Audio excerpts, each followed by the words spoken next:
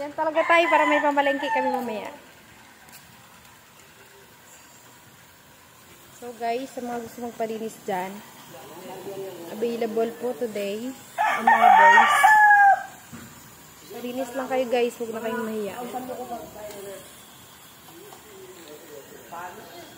Multitasking na dad. May kausap na, may naglilinis pa.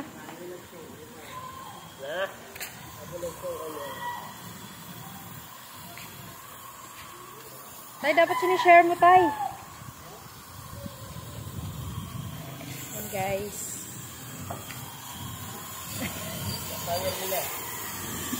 Para may pambili tayong ulam yun.